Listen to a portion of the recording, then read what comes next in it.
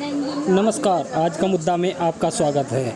भारतीय किसान संगठन के मंडल प्रभारी प्रवींदर यादव से हमारे संवाददाता राजा ने की खास बातचीत। देखिए क्या कहा प्रवींदर अवाना ने किसान बिल पर। नमस्कार। आज हम मौजूद हैं भारतीय किसान संगठन के मेरठ मंडल प्रभारी देवेंद्र यादव जी के साथ। आइए आज इनसे बात करते हैं जो किसानों का जो बिल पास हुआ है उस विषय में इनसे चर्चा करें। अभी जो किसानों की बिल पास हुई है उसको आप क्या कहना चाहेंगे? नमस्कार साथियों, मेरा नाम प्रवींदर यादव है, मेरठ मंडल प्रभारी भारतीय किसान संगठन से। सर्वप्रथम लोकतंत्र के चौथे स्तंभ मीडिया का इस्तकबाल, बहुत बहुत धन्यवाद जो उन्होंने गरीबों की, मजदूरों की और किसानों की आवाज को सरकार तक पहुंचाने का बीड़ा उठाया है, उसके लिए बहुत बहुत धन्यवाद जी। जैसे कि हम अध्यादेश पे, किसानों के अध्यादेश पे बात कर रहे हैं, इससे लगभग 6-7 बिंदु हमारे हैं और उन 6-7 बिंदुओं पर मैं आपको बता दूं क्या क्या स्थिति परिस्थिति जो है किसानों के साथ में होगी। सबसे पहले मंडी खत्म कर देंगे। अगर मंडी खत्म हो जाएगी तो छोटे स्तर पर एक 500 बीघे का जमींदार है, 5000 बीघे का जमींदार है और एक 50 बीघे का जमींदार है। तो जो 50 बीघे वाला और 5 बीघे वाला या 15 बीघे वाला जो जमींदार है, जो उसके जो आदान प्रदान, जो उसकी व्यवस्थाएं हैं, उसकी व्यवस्था कहीं ना कहीं गड़बड़ा जाएगी और बड़ी कंपनियों को वो कैसे दे पाएगा? मुझे तो नहीं लगता वो सक्षम हो पाएगा। मुझे नहीं लगता कि हो सकता है कि 500 बीघे वाले से या 5000 बीघे वाले से, किसान से सीधा जाकर के वहां पर फसल ले ली जाए, लेकिन 50 बीघे वाले से नहीं ली जाएगी।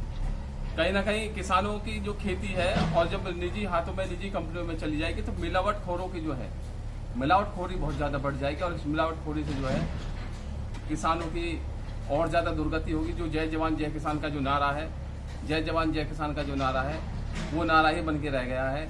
और किसान ने जो कोरोना काल में जो मेहनत की है, और हमारे देश के प्रधानमंत्री ने कहा है कि हमारे जवान और किसान दोनों ही कोरोना योद्धा हैं, लेकिन कोरोना योद्धाओं के नाम पर, जैसे हम 17 तारीख को प्रधानमंत्री का जन्मदिन था, हमने सोचा था कि किसानों के लिए कुछ विशेष होगा, किसानों के लिए कुछ अच्छा मैसेज देंगे प्रधानमंत्री जी। लेकिन आपने जो हमें अध्यादेश दिया है और जिसमें आप 3 बिलों को आपने पास किए हैं, वाकई में वो शर्मिंदा वाले हैं, शर्मिंदा कर देने वाले हैं। और आपने जय जवान जय किसान का जो नारा है ना, वाकई में उसको दुर्गति उसकी कर दी है। हमारे देश के प्रधानमंत्री, उनका जब उन्होंने अपने घर में के अंदर में ही अनाज उगाया था, खेती की थी, और वहां से उन्होंने जय जवान जय किसान का नारा दिया था, जिस समय हमारे देश को बहुत ज्यादा सख्त जरूरत थी अनाज की, उन्होंने कहा था कि एक दिन का अगर समस्त भारतवासी करेंगे तो कम से कम हमें जो है बाहर से अनाज लाने की स्थिति परिस्थिति नहीं होगी। लेकिन आज जिस तरह से निजी हाथों में देश को दिया जा रहा है, कहीं ना कहीं हमारा देश गुलामी की तरफ जा रहा है। जिस तरह से प्राइवेट करा जा रहा है, जिस तरह से ट्रेन को प्राइवेट किया जा रहा है, कहीं ना कहीं हमें बड़ा दुख और बड़ा दुर्भाग्यपूर्ण है ये कि हमारा देश गुलामी की तरफ जा रहा है और किसान और जवान को गुलाम बनाने जैसी स्थिति परिस्थिति ये सरकार कर रही है। ये सरकार हमें जो दिख रहा है साफ साफ, ये किसान विरोधी सरकार है। इस सरकार ने कोई भी नीति, कोई भी आयोग इस तरह का किसानों के लिए नहीं बनाया है जिसमें किसानों को ये लगे, महसूस हो कि हाँ किसान के लिए, कुछ जवानों के लिए सरकार ने बहुत अच्छे कदम उठाए हैं। ये हमारे लिए, हम किसानों के लिए अभिश्राप जैसा हमें महसूस हो रहा है। मैं आपको बता देना चाहता हूँ, कहीं ना कहीं स्टोरेज और कोल्ड स्टोर की जो व्यापारी हैं उसमें बड़ी दिक्कत आएगी।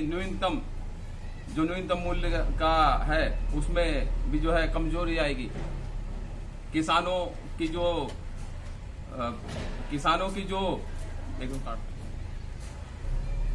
निर्माण है, मंडी व्यवस्था खत्म हो जाएगी। नंबर 2, निजी कारोबार में मनमानी बढ़ जाएगी। किसानों की खेती पर निजी व्यवस्था, कंपनी का अधिकार बढ़ जाएगा। प्राइवेट कंपनियां फसलों के लिए न्यूनतम तय करेंगी। उपज की, कोल्ड स्टोर की जो कालाबाजारी है वो बढ़ जाएगी। न्यूनतम मूल्य वाद ऋण कमजोर होगा।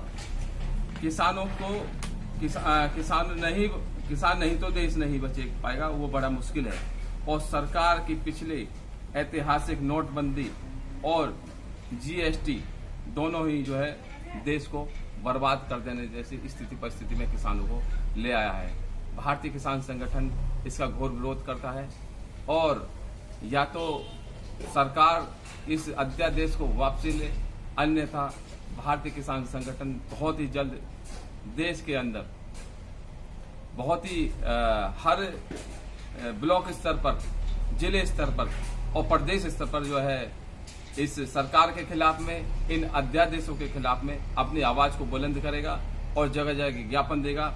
और जैसे कि हमारे देश में कोरोना चल रहा है, तो अभी तो शांतिपूर्ण तरीके से ही हम अपनी बातों को सरकार तक पहुंचाना चाहते हैं, इलेक्ट्रॉनिक मीडिया के माध्यम से, सोशल मीडिया के माध्यम से, लोकतंत्र के चौथे स्तंभ मीडिया के माध्यम से जो हम अपनी बातों को पहुंचा रहे हैं कि या तो सरकार हमारी बातों को सुने और समझे और उसमें संज्ञान ले, अन्यथा हमें मजबूरन पदयात्राएं करनी पड़ेंगी, धरना प्रदर्शन करने पड़ेंगे और देश को ऐसी स्थिति में ना पहुंचाएं जहां किसान और जवान का नारा जो है बेकार और व्यर्थ जाए और सरकार भी खतरे में पड़ जाए, क्योंकि 2021 और 2022 बहुत दूर नहीं है। जय जवान जय किसान, भारतीय किसान संगठन जिंदाबाद।